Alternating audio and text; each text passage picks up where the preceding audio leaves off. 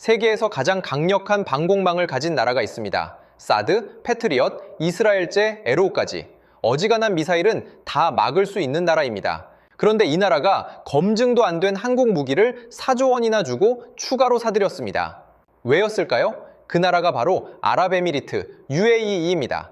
이미 세계 최고 수준의 방어망을 갖추고 있었는데도 굳이 한국의 청홍2까지 끌어들였습니다. 당시 일부 전문가들은 회의적이었습니다. 실전 경험 하나 없는 무기를 왜 이렇게 많이 샀냐고요? 근데요, 이번 전쟁에서 그 선택이 국가의 운명을 갈랐습니다. UAE 군 당국의 공식 발표를 보면 이란이 날린 탄도미사일 186발 중 172발이 공중에서 격파됐습니다. 드론 812기 중 755기도 막아냈고요. 요격률 93% 이상. 현대전에서는 거의 나오지 않는 수치입니다. 그리고 그 중심에는 한국의 청공2가 있었습니다. 이번 전쟁이 보여준 건 단순히 한국 무기의 성능이 아닙니다. 세계 방공망 구조에 오랫동안 숨어있던 빈틈, 그리고 그 빈틈을 누가 메웠는가의 이야기입니다. 지금부터 이 방공망의 구조를 하나씩 따라가 보겠습니다. 방공망을 떠올리면 보통 이렇게 생각하죠. 성능 좋은 미사일, 더 멀리, 더 빠르게 쏘면 된다. 근데 실제 군사 전략은 다릅니다. 방공망은 반드시 층으로 설계됩니다. 고고도는 사드와 에로우가 담당합니다. 우주 언저리 수십 킬로미터 상공에서 탄도미사일을 잡는 구간이죠. 저고도는 패트리엇이 맡습니다. 최후의 보루 역할입니다. 그럼 고도 20km에서 40km, 중간 영역은 무엇이 담당할까요? 바로 여기가 문제입니다.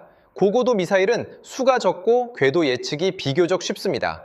저고도는 탐지 자체가 가능합니다. 근데 중고도는 다릅니다. 속도는 빠르고 궤적은 불규칙하고 대량으로 쏟아지면 기존 시스템으로 감당이 안 됩니다. 군사 전문가들은 이 구간을 중층 방어 공백이라고 부릅니다. UAE는 이 빈틈을 일찍 인식했습니다.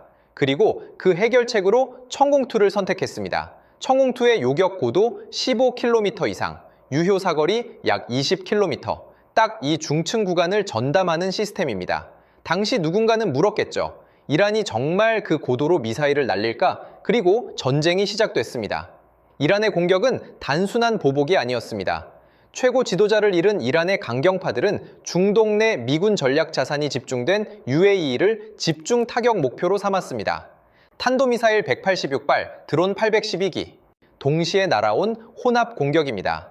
이 전술이 왜 위험하냐면요. 드론으로 요격 미사일을 소모시키고 그 틈에 탄도미사일로 핵심 시설을 때리는 방식이기 때문입니다. 이스라엘도 이 소모전에 방공망이 흔들렸습니다. 근데 UAE에서는 다른 결과가 나왔습니다. 이란이 쏜 탄도미사일 186발 가운데 172발이 공중에서 요격됐습니다. 목표물에 실제로 명중한 건 단 한 발. 사실상 완벽한 방어였습니다. 여기서 중요한 게 하나 있습니다. 이 방어전이 세 시스템의 합작이었다는 점입니다. 고고도는 에로우, 저고도는 패트리엇. 그럼 이번에 이란 미사일이 가장 집중된 고도 20에서 40km 구간은요, 청홍2가 맡았습니다. 이란과 UAE는 좁은 페르시아만을 사이에 두고 수백 킬로미터밖에 안 됩니다. 거리가 가깝다 보니 이란은 장거리 탄도미사일이 아닌 단거리 탄도미사일과 순항미사일을 섞어 쐈습니다. 그 미사일들이 주로 머무는 고도가 바로 중층 구간이었습니다. 청홍2의 다기능 레이더가 수십 개의 표적을 동시에 추적하고 직격 방식으로 공중에서 하나씩 요격했습니다. 한국군 관계자들은 청홍2의 요격률이 종합 요격률과 비슷한 수준이었다고 밝혔습니다.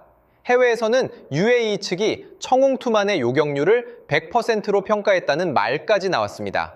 그리고 이 소식이 퍼지자 해외 커뮤니티에서는 의외의 해석들이 나오기 시작했습니다. 해외의 한 커뮤니티에서는 이번 사태를 미국의 방공자산 고갈 문제로 해석했습니다. 이란이 미국의 요격 미사일을 소진시키고 있다.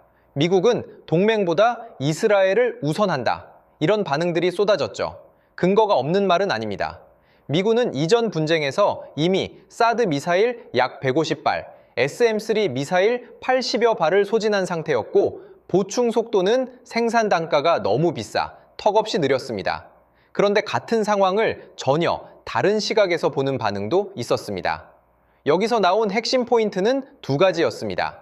청홍2가 첫 실전에서 90에서 96%의 요격률을 기록했다. 청홍2 포대 가격이 패트리엇의 약 3분의 1 수준이다. 특히 한 네티즌의 댓글이 인상적이었습니다.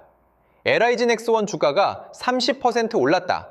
중동 전체가 청홍2를 주문할 것이다. 성능도 증명됐고 가격도 합리적이고 가장 중요한 실전 데이터까지 나왔습니다. 그렇다면 지금 이 순간 중동 국가들은 무슨 생각을 하고 있을까요? 방산 시장에는 독특한 공식이 있습니다. 스펙이 아니라 실전 경험이 팔린다는 겁니다. F-16은 중동 전쟁에서 성능을 증명한 뒤 수출이 폭발했습니다. 아이언돔도 실전 요격 영상 하나가 전 세계 관심을 끌어당겼습니다. 실전은 어떤 광고보다 강력한 증거입니다. 청홍2에게 이번이 그 첫 번째 실전이었습니다. 그것도 최악의 조건에서요. 전파방해, 기만 표적, 수십 발이 동시에 쏟아지는 환경, 세계 최고라 불리는 무기들도 첫 실전에서는 오작동을 겪습니다. 실제로 카타르에서는 패트리엇 미사일이 발사 직후 방향을 180도 틀어 지상으로 추락하는 장면이 포착되기도 했습니다. 청홍2는 단 한 번의 오작동 없이 작동했습니다. UAE는 10개 포대 도입 계약을 체결했고 사우디아라비아와 이라크도 각각 10개 포대를 이미 계약했습니다. 그리고 이번 실전 결과가 알려지면서 중동 국가들의 시선도 한국 방공 시스템으로 향하기 시작했습니다.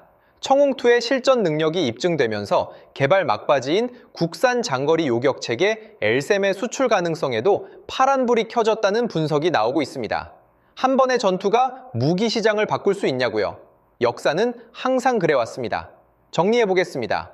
이번 사건의 핵심은 단순히 요격률이라는 숫자가 아닙니다. 세계 방공망이 오랫동안 안고 있던 구조적 빈틈, 그 빈틈을 실전에서 메운 무기가 한국의 청홍2였다는 사실입니다. 고고도와 저고도 사이, 아무도 크게 주목하지 않던 중층 구간, UAE는 그 빈틈을 먼저 받고 검증되지 않은 한국 무기에 4조 원을 걸었습니다. 그리고 그 판단이 맞았다는 것이 실전으로 확인됐습니다. 만약 이번 전쟁이 없었다면 우리는 이 구조적 빈틈이 존재했다는 사실조차 몰랐을 겁니다. 전쟁은 언제나 숨겨진 구조를 드러냅니다. 중국산 방공망은 전자전 한 방에 무력화됐고 서방의 고가 요격 미사일은 드론 소모전에 재고가 고갈됐습니다. 그 혼란 속에서 조용히 중층 방어를 맡고 있던 한국 무기가 실전에 답을 내놨습니다. 이번 결과를 여러분은 어떻게 보십니까? 댓글로 여러분의 생각을 남겨주세요. 이 영상이 도움이 되셨다면 구독과 좋아요로 다음 이야기도 함께 해주세요. 다음에도 이슈의 이면을 파헤치는 분석으로 찾아뵙겠습니다. 끝까지 시청해주셔서 감사합니다.